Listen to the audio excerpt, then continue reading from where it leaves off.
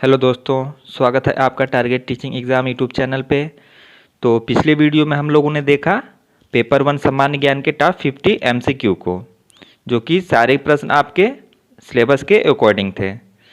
और आज के इस वीडियो में हम लोग देखने वाले हैं अपने हिंदी के पेपर 1 सब्जेक्ट के, जो कि सभी सब्जेक्ट ग्रुप के लिए कॉमन है, उसके 50 प्रश्नों को, जो कि आपके सिलेबस के अकॉर्डिंग हैं सारे के सारे प्रश्न। तो आप लोग वीडियो को लास्ट तक वॉच करिए और जितने भी इम्पोर्टेंट इसमें क्वेश्चन दिए गए हैं सारे क्वेश्चन को आप लोग देखिए अच्छे से और उसको याद करिए।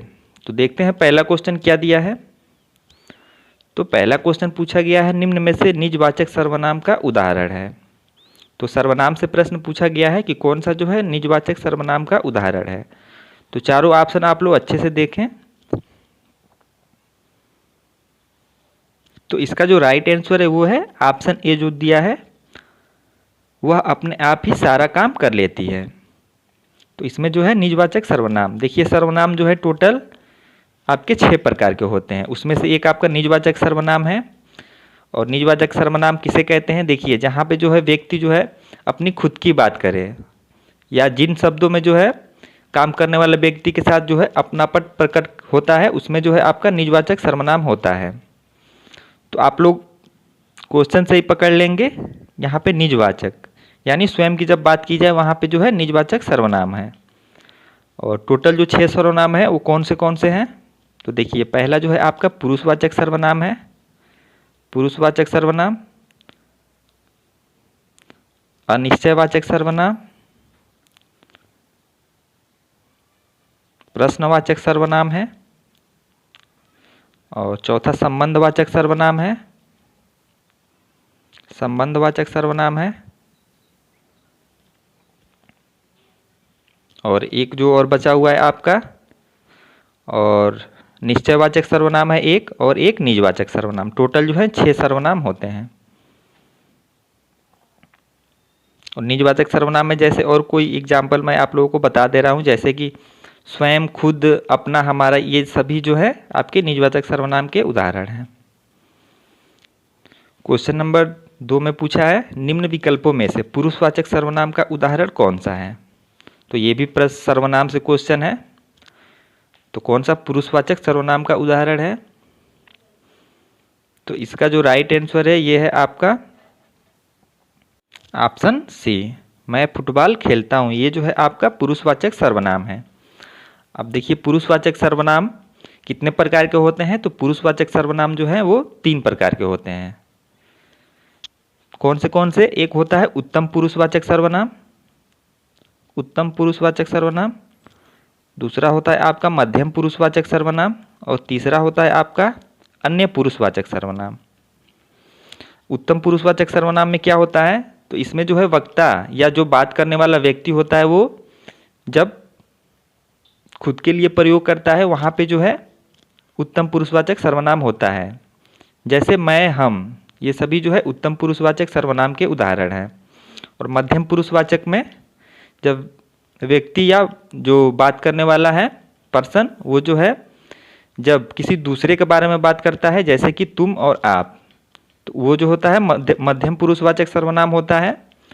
और तीसरा अन्य पुरुषवाचक सर्वनाम जो है वो जब वक्ता या जो व्यक्ति है वो किसी तीसरे पर्सन के बारे में बात करे, जैसे कि ये, वे, ये सभी जो है अन्य पुरुषवाचक सर्वनाम के उदाहरण हैं। देखते हैं अगला प्रश्न। अगला प्रश्न है, दिए गए विकल्पों में से भाववाचक संज्ञा का सही उदाहरण कौन सा है। तो इसका जो राइट आंसर है ये है ऑप्शन डी, जो बालपन है यह जो है भाववाचक संज्ञा का उदाहरण है। क्वेश्चन नंबर 4 है, क्रिकेट टीम ने वर्ल्ड कप जीता। वाक्य में आपको संज्ञा बताना है। तो देखिए इसमें जो राइट आंसर है पूरे क्रिकेट टीम की बात की जा रही है, यानी समूह की। तो इसमें जो है आपका समूहवाचक संज्ञा है। और संज्ञा जो है टोटल 5 प्रकार के होते हैं, व्यक्तिवाचक और भाववाचक, जातिवाचक, द्रव्यवाचक और समूहवाचक। टोटल जो आपके संज्ञा होते हैं वो 5 प्रकार के होते हैं। क्वेश्चन नंबर 5 पूछा है आपसे, संधि से पूछा है, तत् प्लस अर्थ बराबर तदर्थ। इसमें जो आपको बताना है कौन सी संधि हुई है तदर्थ में। तो इसमें जो है आपका राइट आंसर है ऑप्शन बी, इसमें जो है व्यंजन संधि है। देखते हैं अगला प्रश्न। क्वेश्चन नंबर 6 है, ए और ओ से परे किसी भी स्वर के होने पर क्रमशः आय औ और आव हो तो वहां कौन सी संधि होगी? दीर्घ, यड़, वृद्धि या अयादि। तो इसका जो राइट आंसर है ये है ऑप्शन डी, इसमें जो है अयादि संधि होगी। जैसे कि उदाहरण एक ले लेते हैं हम लोग, 9 प्लस इक, इसका जब हम लोग विग्रह करेंगे 9 प्लस इक, ये क्या होगा? तो ये होगा नाविक, यानी ओ प्लस ई मिल के क्या हो जाएगा? आपका आ हो जाएगा। देखते हैं अगला प्रश्न, 7 नंबर का प्रश्न है, जलौध शब्द का उचित संधि विच्छेद क्या होगा? तो चारों ऑप्शन में से कौन सा राइट आंसर होगा? तो इसमें जो राइट आंसर है ये है जो ऑप्शन सी में दिया है आपका, जल प्लस ओध, ये जो है आपका राइट आंसर है। और इसमें कौन सी संधि है? तो इसमें जो है आपका वृद्धि संधि है। देखते हैं अगला प्रश्न, 8 नंबर का प्रश्न है, ग्राम प्लस उत्थान, इसके योग में कौन सी संधि होगी? दीर्घ, गुण, वृद्धि या फिर यड़। तो इसमें जो संधि होगी वो होगी ऑप्शन बी, गुण संधि। जब ग्राम प्लस उत्थान इसको हम लोग ऐड करेंगे तो ये क्या होगा? तो ये मिलके बन जाएगा आपका ग्रामोत्थान। तो देखिए जहां भी आपको ए और ओ की मात्रा दिखे वहां पे जो है आपका गुण संधि होता है।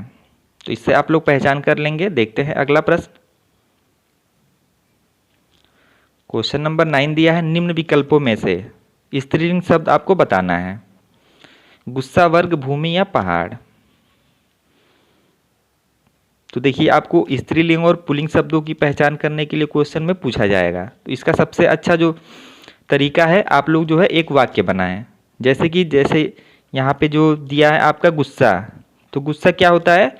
गुस्सा आता है, ना कि आती है। तो ऐसे आप लोग जब बनाएंगे वाक्य तो आपको जो है पुल्लिंग स्त्रीलिंग जो है आपको कन्फर्म हो जाएगा। तो इसमें जो स्त्रीलिंग पूछा है, तो देखिए ऑप्शन सी में जो दिया है भूमि, तो भूमि जो है अच्छी होती है, ना कि अच्छा होता है। तो ऐसे आप लोग पहचान कर लेंगे। देखते हैं 10 नंबर का प्रश्न। 10 नंबर का प्रश्न है, शुद्ध शब्द का चयन कीजिए। तो आपको शुद्ध शब्द बताना है, किसकी वर्तनी जो है शुद्ध है। तो इसमें जो ऑप्शन डी दिया है प्रकृति, यह जो है राइट है। क्वेश्चन नंबर 11 है, निम्नलिखित विकल्पों में प्रतिकूल का पर्यायवाची है। तो आपको प्रतिकूल का पर्यायवाची यानी समानार्थी शब्द बताना है। तो इसका जो राइट आंसर है ये है ऑप्शन सी में जो दिया है विपरीत, यह जो है प्रतिकूल का पर्यायवाची यानी समानार्थी शब्द है। 12 नंबर का प्रश्न, दिए गए विकल्पों में जीवन शब्द का विलोम बताइए। तो आपको विलोम बताना है जीवन का। तो आसान क्वेश्चन है, इसका होगा विलोम, जो उल्टा शब्द होगा वो होगा मरण। देखते हैं नेक्स्ट क्वेश्चन, 13 नंबर का प्रश्न है। देखिए ये जो है आपके एक पैसेज दिया गया है, उसमें से ये क्वेश्चन पूछा गया है।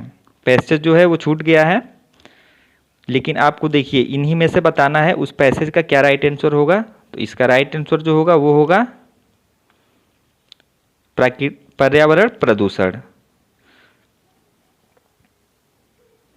क्वेश्चन नंबर 14 है, निम्न विकल्पों में त प्रत्यय से बना शब्द है। तो आपको बताना है इनमें से कौन सा जो है शब्द त प्रत्यय से बना है। तो इसका जो राइट आंसर है ये है ऑप्शन बी, रंगत। इसमें जो है त प्रत्यय लगा हुआ है। जब इसका हम लोग विच्छेद करेंगे तो ये होगा, रंग जो है इसका मूल शब्द है और त जो है ये प्रत्यय लगा है और ये मिलके हो गया है रंगत। प्रत्यय कहते किसे हैं? तो प्रत्यय देखिए, प्रत्यय हम लोग उसे कहते हैं जो भी किसी शब्द के अंत में जुड़कर उसके अर्थ में जो है परिवर्तन कर देता है। जैसे यहाँ पे जो रंग एक शब्द था और इसमें जो है त जुड़ गया तो इसके अर्थ में परिवर्तन हो गया। पहले ये रंग था और ये जुड़ के जो हो गया रंगत, तो ये होता है प्रत्यय। और ऐसे ही तिहरा में जो है हरा प्रत्यय लगा है, जैसे ति प्लस हरा, जब आप लोग विच्छेद करेंगे तो आपको जो है प्रत्यय मिल जाएगा। ऐसे ही मधुरता, इसमें जो है मधुर जो है मूल शब्द है और इसमें जो है ता जुड़ के इसके अर्थ में जो है परिवर्तन कर देता है और ये हो जाता है मधुरता। तो आपको उम्मीद है आपको प्रत्यय समझ में आ गई होगी कि क्या होता है। अब देखते हैं अगला प्रश्न। क्वेश्चन नंबर 15 है, इला प्रत्यय से बना शब्द निम्न में से कौन सा है।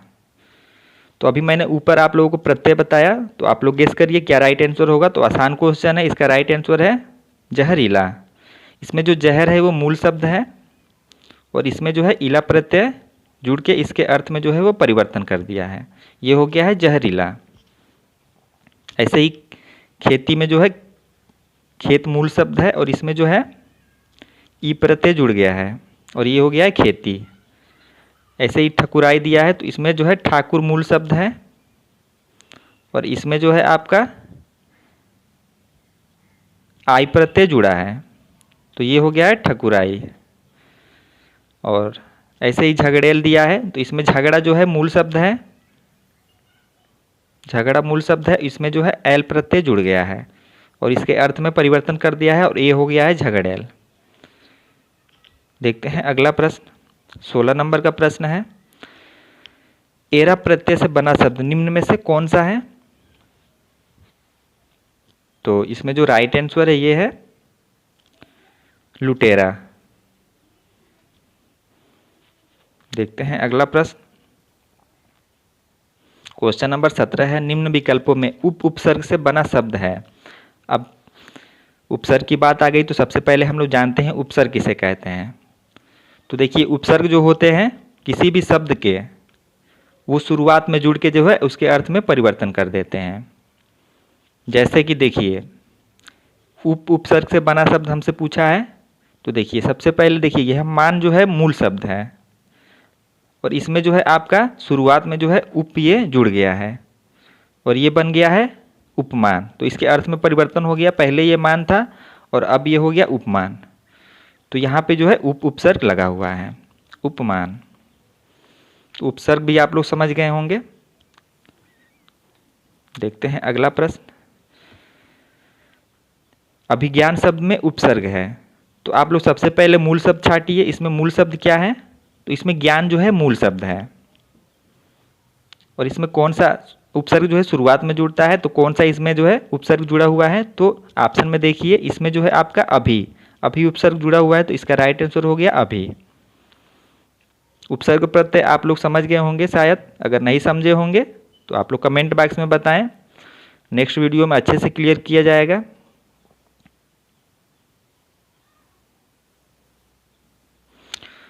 क्वेश्चन नंबर 19 है, अंदर शब्द का उचित विलोम शब्द बताइए। तो आसान क्वेश्चन है, आपको उल्टा बताना है तो ये हो जाएगा बाहर। देखते हैं 20 नंबर का प्रश्न। 20 नंबर का प्रश्न पूछा गया है, आपको इसका भी विलोम बताना है कि निम्न विकल्पों में से जो है कौन सा जो विकल्प है वो सही रूप से विलोम शब्दों को प्रकट कर रहा है। तो इसका जो राइट आंसर है ये है जो ऑप्शन बी दिया है हलाहल और अमृत, ये जो है सही रूप से सुमेलित हैं। यानी हलाहल जो दिया है इसका विलोम जो होता है अमृत होता है। हलाहल का अर्थ क्या होता है, तो इसका अर्थ होता है गरल विष जहर, इसका अर्थ होता है। अमृत का क्या होता है, इसका अपोजिट जो है अमृत है, इसका अर्थ होता है सुधा पीयूष अमीय, ये सभी जो है अमृत के अर्थ हैं। अब ऑप्शन ए की बात कर लेते हैं हम लोग, सौम्य दिया है, तो सौम्य का जो विलोम होता है वो शीतल नहीं होता है, सौम्य का जो विलोम होता है वो उग्र होता है। ऑप्शन सी में प्रकाश दिया है, प्रकाश उजाला, ये तो दोनों पर्यायवाची हो गए, विलोम नहीं है। प्रकाश का जो विलोम होगा वो होगा अंधेरा या अंधकार। ऐसे ही यहाँ पे संघर्ष दिया है, तो संघर्ष का जो विलोम टकराव नहीं होगा, इसका संघर्ष का हो जाएगा आपका मेल, इसका विलोम हो जाएगा। देखते हैं 21 नंबर का प्रश्न। 21 नंबर का प्रश्न है, मेहनत करने वालों की उन्नति होती है, इस वाक्य के रेखांकित शब्द के विपरीतार्थक शब्द का चयन कीजिए। तो यहाँ पर रेखांकित शब्द है वो है उन्नति, यहाँ पे उन्नति का आपको बताना है, ये विपरीतार्थक यानी विलोम क्या होगा। तो इसमें जो राइट आंसर होगा वो होगा ऑप्शन ए अवनति।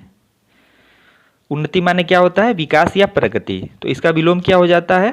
अवनति, यानी जो पतन होता है, ह्रास होता है, ये इसका अवनति का मतलब होता है।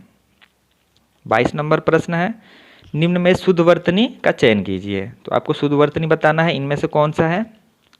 तो इसमें जो राइट आंसर है वो है ऑप्शन डी, दिलचस्पी, इसका राइट आंसर है। नेक्स्ट क्वेश्चन है, निम्न में शुद्ध वर्तनी का चयन कीजिए। तो कौन सा शुद्ध वर्तनी है? तो इसमें जो राइट आंसर है वो है ऑप्शन ए, हठ धर्मिता, ये जो है शुद्ध वर्तनी है। बाकी जो ऑप्शन बी में दिया है दुशाला, ये गलत है। इसमें दू में जो है छोटा ऊ का मात्रा लगेगा। यहाँ पे संस्कार गलत दिया है, संस्कार आपका ऐसे लिखा जाएगा, इसमें आधा सा होगा, ये होता है आपका संस्कार। यहाँ पे प्रतिपादन दिया है, ये गलत है। यहाँ पे तो पे जो है छोटी ई की मात्रा लगेगी, तो ये हो जाएगा प्रतिपादन। देखते हैं अगला प्रश्न। 24 नंबर का प्रश्न है, गुलशन में सुंदर फूल खिले हैं, रेखांकित पद का पर्यायवाची शब्द नहीं है। तो रेखांकित शब्द इसमें कौन सा है? तो रेखांकित शब्द है गुलशन। यहाँ पे आपको बताना है जो गुलशन शब्द का इसमें से पर्यायवाची कौन सा नहीं है। तो इसमें जो पर्यायवाची नहीं है वो है ऑप्शन बी, धवल जो है गुलशन का पर्यायवाची शब्द नहीं है। बाकी आपका बगीचा, उपवन, वाटिया, ये तीनों जो है गुलशन के पर्यायवाची शब्द हैं। धवल जो है एक किसका पर्यायवाची शब्द है? तो देखिए धवल जो है आपका ये उजाला से संबंधित है, इसका जो पर्यायवाची शब्द होगा ये होगा उजाला। देखते हैं अगला प्रश्न। क्वेश्चन नंबर 25 है, निरंकुश का पर्यायवाची शब्द नहीं है। तो निरंकुश का अर्थ क्या होता है? तो निरंकुश का जो अर्थ होता है वो होता है आपका, आप लोग आवारा कह लीजिए, उदंड कह लीजिए, उच्च श्रृंखल, ये तीनों जो है निरंकुश के पर्यायवाची शब्द हैं। और जो आपके ऑप्शन डी में दिया है प्रचंड, इसका राइट आंसर है। ये जो है निरंकुश का पर्यायवाची शब्द नहीं है, इसका संबंध जो है उग्रता से होता है, प्रचंड यानी उग्रता। क्वेश्चन नंबर 26 देखते हैं। क्वेश्चन नंबर 26 से, निम्न में से चैतन्य का पर्यायवाची शब्द है। तो कौन सा जो शब्द है वो चैतन्य का पर्यायवाची है? तो राइट आंसर है ऑप्शन सी, जीव।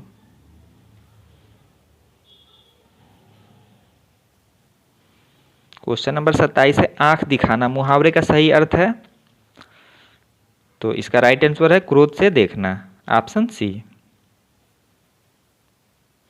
क्वेश्चन नंबर 28 है, नीचे दिए गए शब्द का सही बहुवचन रूप वाला विकल्प पहचानिए।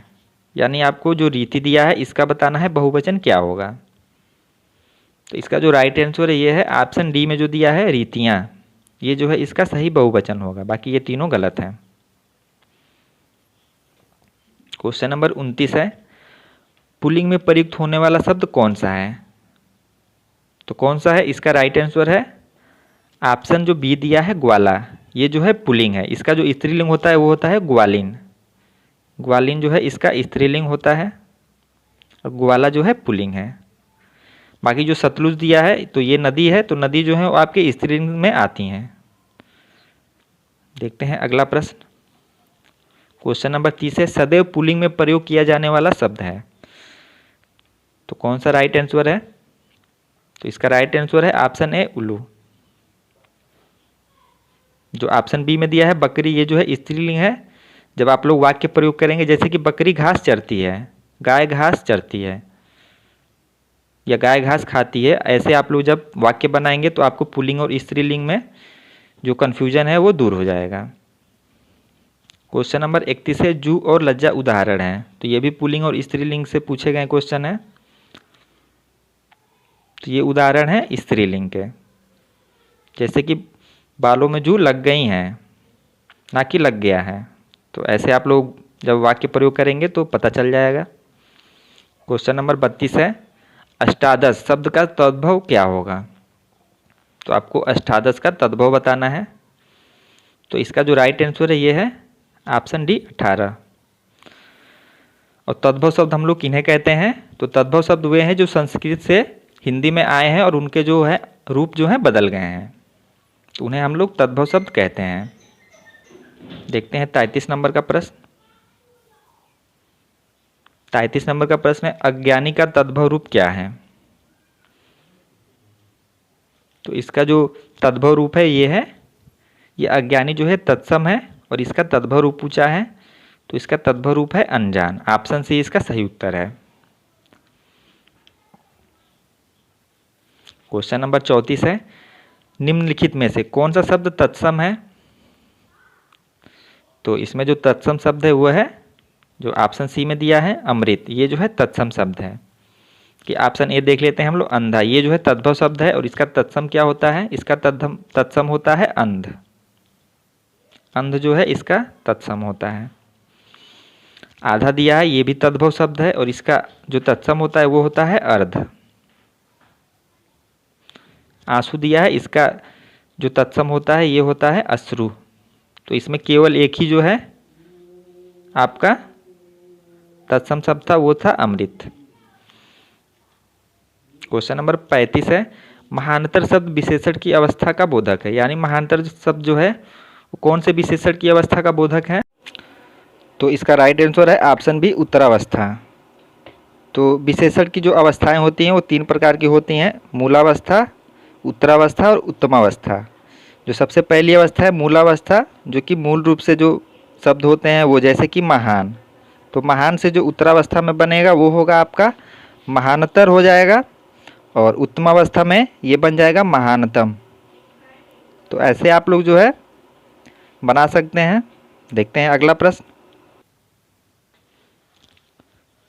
क्वेश्चन नंबर 36 है, क्या मैं यह पुस्तक खरीद लूं? यह वाक्य किस विशेषण का उदाहरण है? तो यह उदाहरण है सार्वनामिक विशेषण का।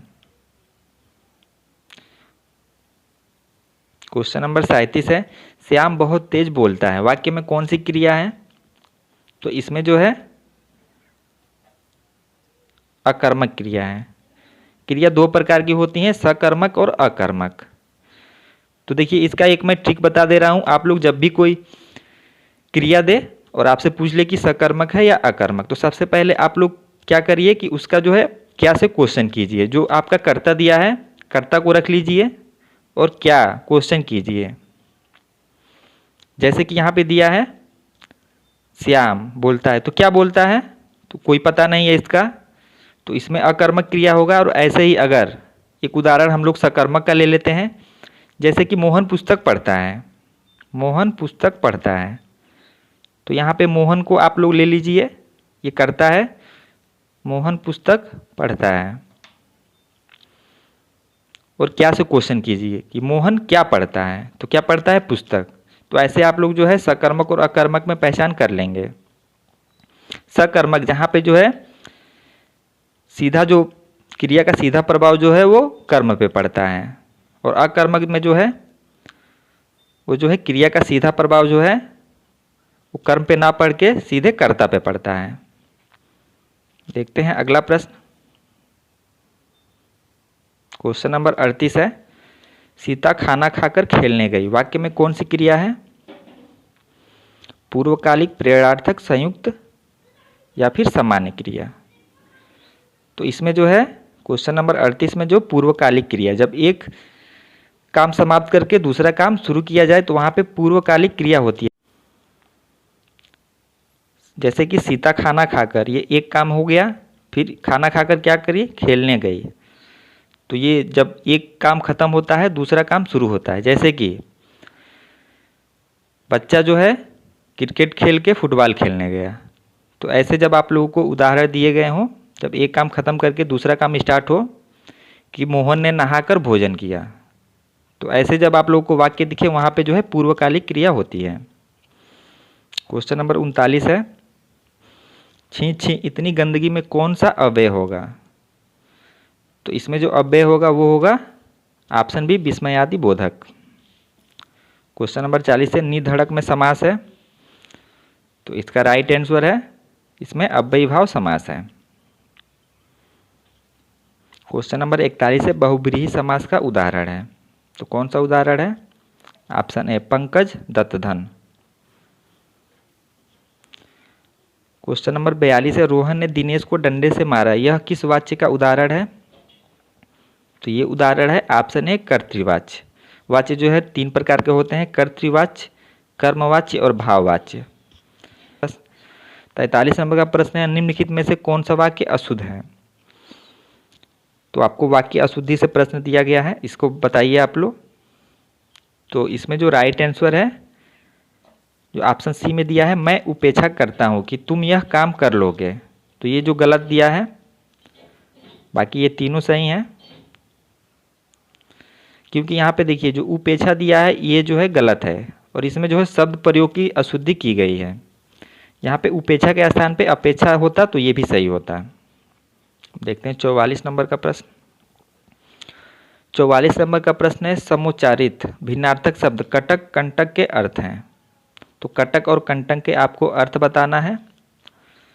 तो इसका राइट आंसर हो जाएगा, जो कटक का अर्थ होता है वो होता है आपका सेना, सेना का समूह, और जो कंटक का अर्थ होता है ये होता है कांटा। देखते हैं अगला प्रश्न।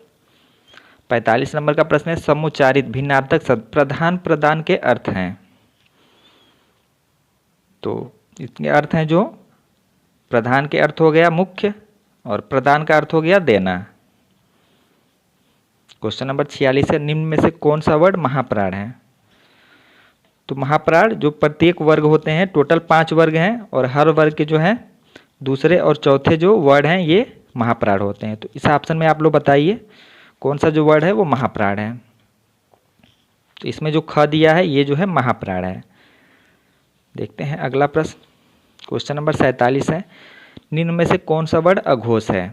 तो अघोष वर्ड हर वर्ग के जो हैं पहले और दूसरे जो वर्ड होते हैं वो अघोष होते हैं, और सघोष जो होते हैं हर वर्ग के तीसरे, चौथे और पांचवें जो वर्ड होते हैं वो जो है सघोष होते हैं। तो इसमें से कौन सा वर्ड जो है अघोष है? तो इसमें जो पद दिया है यह जो है आपका अघोष वर्ड है। क्वेश्चन नंबर 48 है, लोग कसरत के शौकीन हैं, यह वाक्य का कौन सा भेद है? तो ये जो भेद है सरल वाक्य। वाक्य जो है टोटल 3 प्रकार के होते हैं रचना के आधार पर, सरल वाक्य, संयुक्त वाक्य और मिश्रित वाक्य। क्वेश्चन नंबर 49 है, व्यवसायिक एवं प्रशासनिक क्षेत्र में पत्र लेखन क्या कार्य करता है? तो क्या कार्य करता है? इसका राइट आंसर है अस्थायी प्रलेखा। क्वेश्चन नंबर 50 है और आज का अपना लास्ट क्वेश्चन है, टिप्पणी लेखन में उच्च अधिकारी किस ओर हस्ताक्षर अंकित करता है?